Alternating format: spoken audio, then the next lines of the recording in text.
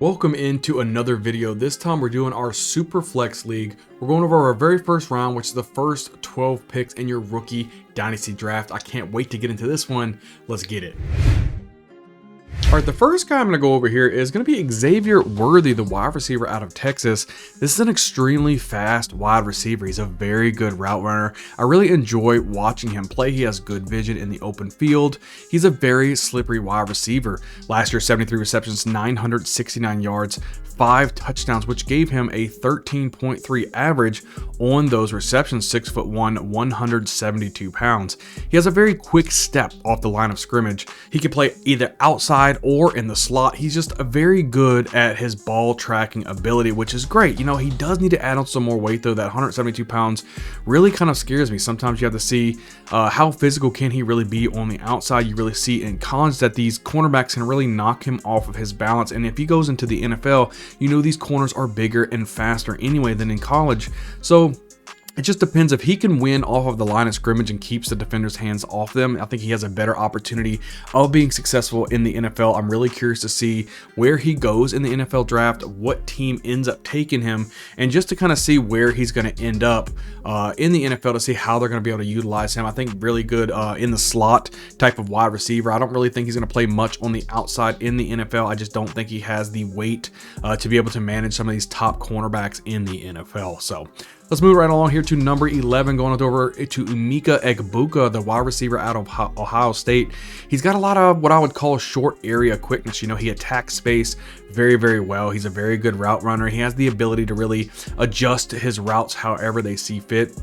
Last season, 41 receptions, 515 yards, and 4 touchdowns, which gave him a 12.6 average on those receptions. 6'1", 206 points. You know, he really showed out when he had CJ Stroud as his quarterback. Now that they have that kind of a downgrade at quarterback this season, he really struggled as that number 2 kind of second fiddle wide receiver behind Marvin Harrison. So, you know, he can beat zone coverage pretty consistently. He does have a safe floor in my opinion.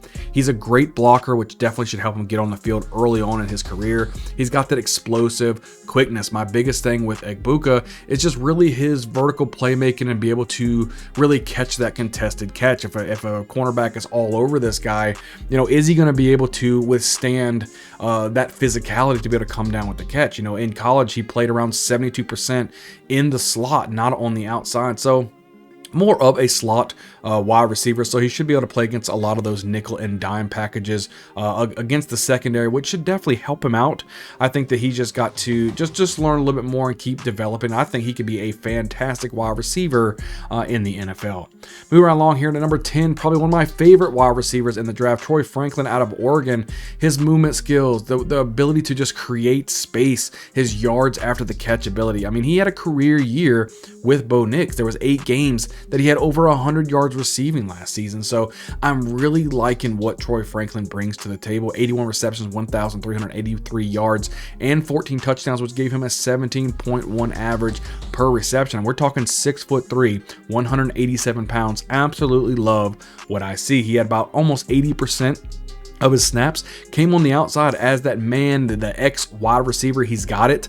He's a little bit thinner than what I would probably like as far as his frame goes, but 6'3", and he's got the playmaking ability. When I look at him, sometimes I kind of see flashes of really like a Randy Moss, right? Now, I'm not calling him Randy Moss by any means, but I'm just saying that's kind of the vibes that I'm getting early on when I watch some of his tape. You know, it's just, he's really consistent. He's got those great hands. He goes up there, grabs the ball. I just really like what I see. He's just an absolute threat from all over the field. He's got those sticky hands. You know, I've seen him make some spectacular catches. You know, he's just a true threat to really score on any given play possible. So you see him off that line of scrimmage. He's got that explosive burst. He's got good stop and go ability, which I really, really enjoy.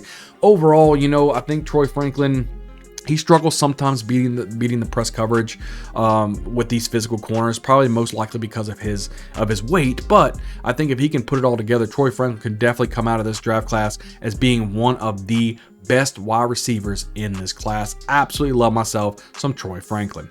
Moving over here to number 9, we're gonna go ahead and with this tight end Brock Bowers out of Georgia. You know, everybody's calling him that baby Gronk, right? I mean, and rightfully so. I mean, ever since he was a freshman in college, people were saying he's the best tight end in college football. This dude is phenomenal. He should be a top 15 draft pick this upcoming draft, which I'm really curious to see where he's going to go and what kind of system he's going to fit into, because he's extremely athletic. We're talking about 56 receptions, 713 yards, 6 touchdowns, gave him a 12.7 average. I mean, he's 6'4", 240 pounds. So yes, he is undersized for, the average NFL tight end, but he's just a freak of nature in the passing game. He's got soft hands. He's got good tracking ability. He made some spectacular catches, whether they're with his fingertips, over the shoulder type of catches. I've seen pretty much him do everything in college football, and I love watching this guy play. I mean, he's able to win those contested catch situations, which, I enjoy seeing. He's going to be matched up with these linebackers. He should be able to take advantage. Now, if I had to say something about Brock Bowers, which is probably going to limit some of his availability on the field as an NFL pro, we're talking about he's struggling in the run blocking kind of category. So probably because he's only 240 pounds, he's a little bit thinner frame. But overall, I think Brock Bowers is a fantastic play. And if you can get him in your Superflex League at number 9, I think it will be a steal. Moving on to number 8, our first quarterback that's going to be here on this list. We're going with Michael Penix out of Washington. He can really sense the pressure in the pocket. I love to see this guy sway. He kind of drifts to the right, drifts to the left. He's really kind of feel the pressure and the rush coming and able to deliver the football before it gets there. He has a nice quick release. It's funny, you see Michael Penix throw the football. He doesn't have this release like everybody else has. Like if you go down and all the way up type of release, he doesn't have that. It's almost like he's playing shot put sometimes. He has this really, really quick release, and he can just make some darts. He has tremendous NFL caliber type of throws that I've seen from Michael Penix, which makes me really, really like his game. He's a really good game manager. I'm telling you, he makes the dink and dunks when he has to, and he takes his shots when he has to. So really like what Michael Penix can provide for you. 6'3", 213 pounds. I think he's a phenomenal pick. I mean, his age is really kind of working against him for the most part. He's a little bit older than some of these guys coming out. He doesn't have a lot of mobility, so he's just one of those guys that you kind of take what you can get with him. He's more like a Peyton Manning-esque type, where Peyton Manning wasn't getting out of the pocket and running.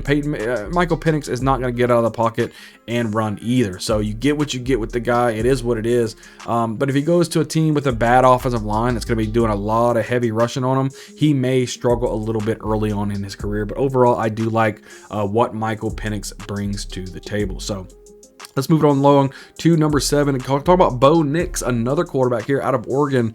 He throws with a very good velocity. I like the way that he throws the ball.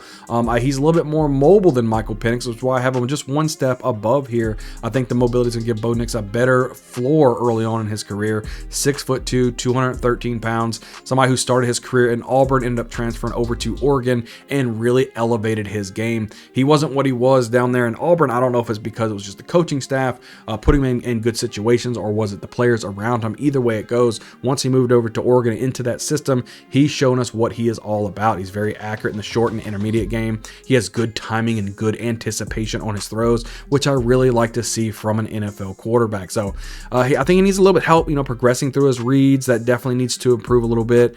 His feet sometimes seems to be in a little bit of quicksand when in the pocket. I don't know if he's just struggling to really read the defense very fast, but overall, I think Bo Nix, he has the mobility to make some plays with his feet. As long as he keeps working through those progressions and keeping developing that range, I think Bo Nix should be a nice quarterback in the NFL. Moving on to number 6, we're talking about Rome Odunsi, the wide receiver out of Washington. He really has that X wide receiver type of size about him. He has good play strength. He has the ability to high point the football. I like what I see out of Rome Odunsi. We're talking about 81 receptions, 1,428 yards, and 13 touchdowns, which gives him a 17.6 average. I do like it. I mean, 6'3", 215 pounds. He's got the prototypical wide receiver type of play and ability that can really make him stand out for fantasy football for us. So he has a really big catch radius. He should be definitely a first round pick, probably mid to late first round pick. He was very productive with Michael Penix the last 2 seasons. So when he has a competent quarterback, we know Rome Odunsi can make things happen. The thing that I like about him, I see he can really exploit that zone coverage. He can really find those holes with little to no effort. He's an excellent route runner, which just helps him overall. Now, if I had to say one thing about Rome Odunsi is his yards after the catch, elusiveness probably needs to start getting a little bit better. So once he catches the ball, he needs to figure out what he needs to do to make a play to make a defender miss to get some more yards. But other than that, Rome Odunsi, an excellent wide receiver. Let's move over here to our top 5 here. At number 5, I'm going with Drake May, that quarterback out of UNC. He's got good accuracy in the intermediate, you know, as far as all the intermediate throws, especially on outside of the pocket. When he's mobile and he can get on his feet and he's looking downfield, he has some pretty good accuracy there. I know a lot of people have Drake May as maybe even their number 1 quarterback on their board. He is a good quarterback. There's just some quarterbacks that I like a little bit better than Drake May, but he possesses that good quickness. He can escape the pressure really easy because he's very good on his feet and pick up that extra yard at 6'4", 229 pounds. I think Drake May is everything there to be a prototypical quarterback. There's 3 quarterbacks in this draft, 2 more that I'm going to name here in a minute that I believe will be nice studs in the NFL, and Drake May is one of them. You know, my thing with Drake May is I think he needs to get a little bit better when he throws with anticipation. So he kind of wants to see the play develop before he delivers the football. That needs to improve. Not saying he doesn't do it at all. I'm just saying he needs just to improve that a little bit, in my opinion. And sometimes he gets confused at times with certain blitzes. Sometimes when the defense is really disguising some blitzes, I've seen him kind of struggle, pick up and recognize where that blitz is coming from, and it ends up in a sack. So as long as he starts getting those recognitions, improving a little bit overall, I think he's just a really good quarterback. Like I said, he can go through his progressions quite well, and if the pocket breaks down, he's able to get on the outside and make a nice, decent throw. I do like Drake May coming in at number 5 for me. Moving on here to number 4, we're going over the wide receiver from LSU, Malik Neighbors. I mean, he's a yards after the catch kind of guy. I love watching this guy play. Explosive playmaker, really versatile skill set. He's got elite ball skills. You know, 86 receptions, 1,546 yards, 14 touchdowns. That gives him an 18-yard average. Really like what I see. 6 foot, 200 pounds. He's a prototypical wide receiver, and he's going to come out here and he's going to be a beast. The good thing about him in college, he played 43% on the outside, 57% on the slot, so it doesn't matter where you put him on the field. He's going to deliver for you. I really like it. One of the biggest things I like is his ball tracking ability. This guy, I mean, he don't even need to be looking at the quarterback when he throws the ball. He just knows the ball's coming. He could track the football and make the catch. The big thing for me that he needs to do is, now it's not terrible, but I have seen quite a few drops from Malik Neighbors that he should have caught, so he needs to have his concentration elevated just a little bit. That way he doesn't make too many more mistakes, and he needs to have some more route advancement so that, you know, you see him a lot of 9 routes, you know, you maybe see a lot of out routes, but he needs to be able to do some more hook routes, better quality slant routes, things like that. I think he needs to do, but overall, that's just nitpicking at that point. He just needs to be in the NFL so he can show out. Let's go over at number 3 here. We're going over Marvin Harrison Jr. out of Ohio State. He's an elite prospect. You know, he's probably the best wide receiver that you're going to see come out in years. He checks out all the boxes, being extremely elite in the NFL. 6'4", 205 pounds. He had 67 receptions, 1,211 yards, and 14 touchdowns. Gives him an 18.1 average on the season. 84% out wide. We saw him out there. So he is definitely that X wide receiver. You know, he's really very athletic. He's like a technician out there. You know, he's very tactical about the way he does things. You kind of think about Calvin Johnson being that Megatron 2.0 on how physical he was. I mean, that is what you're getting with Marvin Harrison Jr. He is pretty much a lock and loaded type of guy. And look, his dad was amazing in the NFL, setting all type of records with Peyton Manning. So you know he's got the genes. He's got the physical traits. He's got everything. I can't wait to see him in the combine.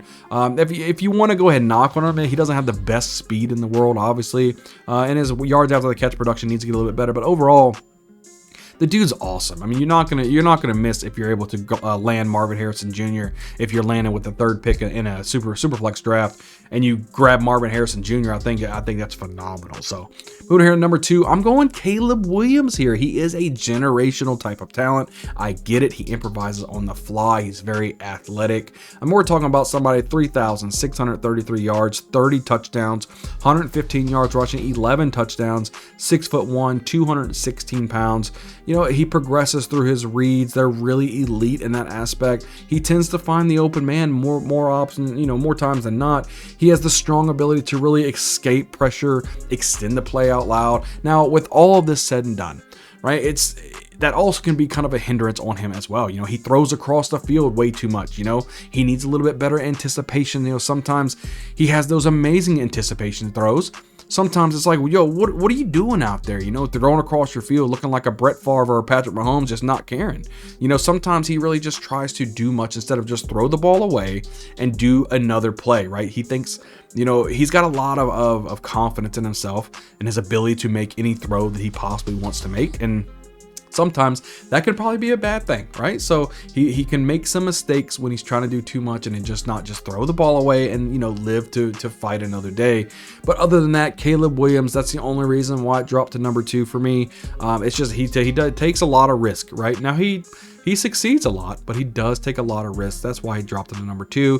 And none other than the number 1, we're going over Jaden Daniels, that quarterback out of LSU. Just, he's a primetime dual threat. We got to call a spade here. You know, we're playing fantasy football at the day, and you want the highest ceiling possible. You want to talk about a ceiling? Let's talk about this, right? You have a high floor, high ceiling, 3,812 passing yards, 40 touchdowns, 1,134 rushing yards, and 10 touchdowns on the ground. 6'4", 210 pounds, prototypical type of quarterback. He's got the body, he's got the frame, he's got the dual threat ability. I mean, he's an explosive, very elusive type of runner. You know, he's nice, smooth throwing motion, release point, everything that you want from a quarterback. You see it in Jaden Daniels. He leads his target nicely with anticipation. He has that touch. He's got a nice poise in the pocket, especially when he's under pressure. So I love his footwork, the way he goes and the way he drifts as well. So if I had to say one thing about Jaden Daniels that I would like to see him improve, it would be his deep ball accuracy. Sometimes you see him maybe overthrowing his wide receiver or throwing out of bounds too many times when he could have put maybe a little bit more touch on the ball on that deep ball. But other than that, you're talking about short, intermediate, absolutely elite. And I believe he will get elite when we're talking about the deep ball. But that is definitely my top 12 for a SUPERFLEX draft. As always, thank you for watching the video as we continue to pump out videos each and every week to help you dominate your league all throughout this off season. That's what we're going to be doing, providing you all types of content, whether it's the rookies, whether it's your upcoming drafts for a dynasty league, redraft league, it doesn't matter. Hit the subscribe button, really helps out the channel. And then also leave a comment down below. Let me know what you think. I love to go back and forth with a lot of people, and definitely hit a like on the video. Can't wait to see you guys on the next video. We'll see you guys next time.